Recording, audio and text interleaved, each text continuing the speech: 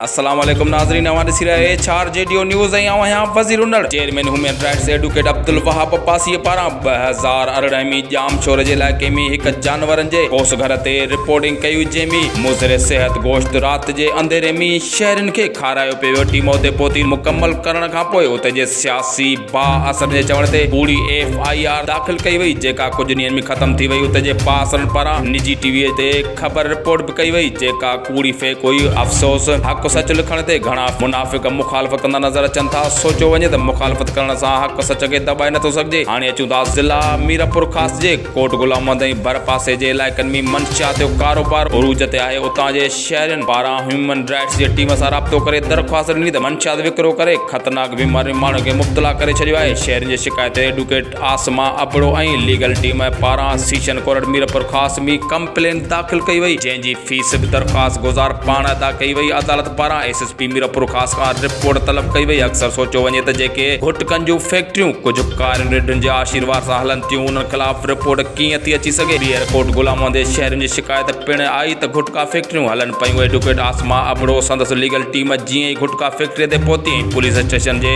SHO सां राब्तो पिणु कयो वियो। पुलिस जे देर सां अचण करे फैक्ट्री मालिकनि पारां एडवोकेट आसमा अबड़ो ते हमलो कयो वियो ऐं गुथा लफ़्ज़ पिणु इस्तेमालु कया विया, जेको मुज़म्मत जोॻो अमल आहे। सिंध जे न्याणीअ सां वॾो ज़ुल्म थियो ऐं कुझु अनासरनि पारां इल्ज़ाम बि लॻाया विया। वीडियोज़ पिणु सोशल मीडिया ते मौजूदु आहिनि। कानून जो ग़लति इस्तेमालु करे फैक्ट्रियुनि मालिकनि पारां नामालूम औरतुनि ऐं मर्दनि ते FIR दाख़िल कराई वई। सच खे दॿाइण लाइ कई वई त जीअं मामिलो ख़त्म थी सघे। ह्यूमन राइट्स जे बानीअ पारां एहतजाज जो सॾु ॾियण खां पोइ SSP मीरपुर ख़ासि नोटिस वरितो ऐं फैक्ट्री मालिकनि ते दहशतगर्दीअ जो केस दाख़िल कयो वियो। हाणे गुटका फैक्ट्री कुझु ॾींहं बंदि थियण खां पोइ वरी हली रही आहे। कुझु दोस्त इल्ज़ाम हणी रहिया आहिनि त ह्यूमन राइट्स जी टीम ॾोकड़ वरिता आहिनि। अफ़सोस आहे उन्हनि जे सोच ते। अगरि तनक़ीद कंदड़ हक़ सच लिखनि हा त एडवोकेट आसमा अबड़ो खे कोट गुलामंद न अचणो पवे आहे। हाणे अहम इशूअ ते अचूं था मीरपुर ख़ासि खां कोट गुलामंद जे मंशियात फ़रोशन जी अहम इशूअ ते त छा गुटका फैक्ट्री मालिक एतिरा बाअसर आहिनि? छा हक़ सच लिखणु गुनाह आहे? कोट गुलामंद जे मंशियात फ़रोशन क़ौमी झगड़े जो रंग ॾेई पंहिंजे पाण खे बेगुनाह साबित करण लाइ क़ौमी फ़सादात जी प्लानिंग शुरू करे ॾिनी, जेका नाकाम थी चुकी आहे। हाणे खिपरो खां कोट गुलामंद डिगड़ीअ जा कुझु अनासर पुराणियूं वीडियो सोशल मीडिया ते अपलोड करे इंतिशार फैलाए रहिया आहिनि त मंशियात फ़रोश फैक्ट्री मालिक कानून खां बची सघनि। दोस्तो, हक़ सच जे रस्ते में मुश्किलातूं अची सघंदियूं त हुन सां गॾु चार जेडियो न्यूज़ में फ़िलहाल एतिरो ई। वधीक ख़बरनि अपडेट्स लाइ ॾिसंदा रहो चार जेडियो न्यूज़।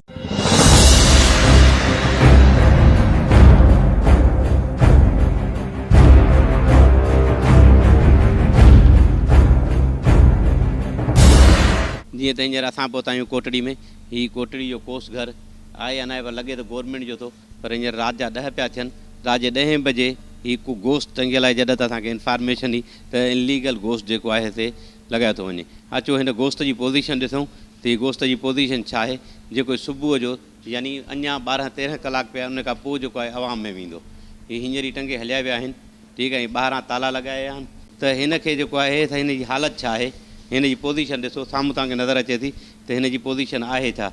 हीअ सुबुह जो आवाम में वेंदो, ठीकु आहे। हीअ कहिड़े क़िस्म जो गोश्त आहे, छा आहे। हींअर हिन महिल जो जानवर खे कुहण जेको सुबुह जो कुहणु खपे ऐं सर्टिफाई हुअणु खपे। हीअ असांखे हिकिड़ी इंफॉर्मेशन मिली त हिते इनलीगल शइ जेको आहे गोश्त जो विकिरो थिए थो। हिन खे पोज़ीशन ॾिसो, हिन खे वेझो कर ॾिसो त हीअ तव्हांखे नज़र ईंदो त ईअं लॻे थो त 2-3 ॾींहंनि जो आहे, जेको वरी हींअर टंगिया, जेको सुबुह जो आवाम खे ॾींदा। उनखां अलावा हीअ हिते हिकिड़ी गाॾी बीठी आहे, जेका वाधा लफ़्ज़नि में नज़र अचे थी, उनखे ॾिसोसि। जीअं त ह्यूमन राइट्स जेडियो न्यूज़ जी टीम हिते आई आहे ऐं पाण उन सां गॾु आहियां। उनखां अलावा एतिरो चवंदा हलूं त हीअ कारोबार काफ़ी वक़्त खां हले पियो, जेका असांखे इंफॉर्मेशन ई जेको कोटड़ी जे मुख़्तलिफ़ जेको आहे होटलनि ते ऐं आम माण्हुनि खे विकिरो कयो वञे थो। हीअ सरासर नाइंसाफ़ी आहे। डिप्टी कमिश्नर जामशोरो साहब, तव्हां फुल फोर हिन ते एक्शन वठो। SSP जामशोरो साहब, तव्हां हिन ते एक्शन वठो। ह्यूमन राइट्स टीम तव्हांखे मुकमल विटनेस ॾींदी ऐं मुकमल सबूत ॾींदी। हींअर बि पाण पंहिंजी जान जोखिम में विझी हिते पहुती आहे ऐं असां उमेदु सम्झूं था त कोटड़ी आवाम बि जाॻंदी। शहर जे विच में सेंटर में जेकर अहिड़ो कारोबार हलंदो, हितां जो माण्हू इंसान न आहे जंहिंखे अहिड़ो गोश्त सप्लाई कयो वञे या अहिड़ी शइ ॾिनी वञे, हीअ अफ़सोसनाक अमल आहे। ऐं असां हितां जी एडमिनिस्ट्रेशन खे बि अपील कंदासीं। हीअ गाॾी नंबर वाधा लफ़्ज़नि में अची वियो आहे जेको आहे, तो हिन खे तव्हां ॾिसी सघो था ऐं हिन पूरी बिल्डिंग खे ॾिसी सघो था। हीअ सफ़ाई ॾिसी सघो था। पर ह्यूमन राइट्स टीम अहिड़ा कम कंदी रहंदी। असांखे ख़बर आहे त हिन जा नतीजा संगीन निकिरंदा, पर इंसान ज़ात जे लाइ असां हर जॻह ते वञण लाइ तयार आहियूं।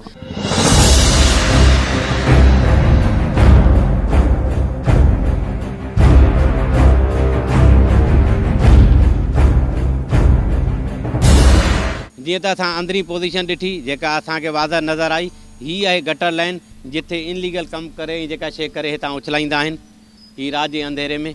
पर रही ॻाल्हि इहा त शायदि एॾा असर उसू ख़बर आहिनि जो हिननि खे माण्हू कुझु नथा चवनि। ऐं असां कोटड़ी अवाम खे चऊं था त हितां जी जेको वेटनरी या इंतिज़ामिया आहे उहा बिल्कुलु हिननि सां ॿधल आहे, छाकाणि त तव्हां इहा पोज़ीशन सॼी गोश्त जी ॾिठी।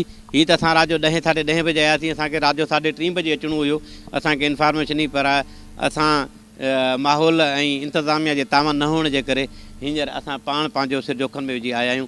हीअ पोज़ीशन आहे। उमेदु आहे त ज़िले इंतिज़ामिया ऐं गवर्नमेंट ऑफ सिंध हिन ते एक्शन वठंदी।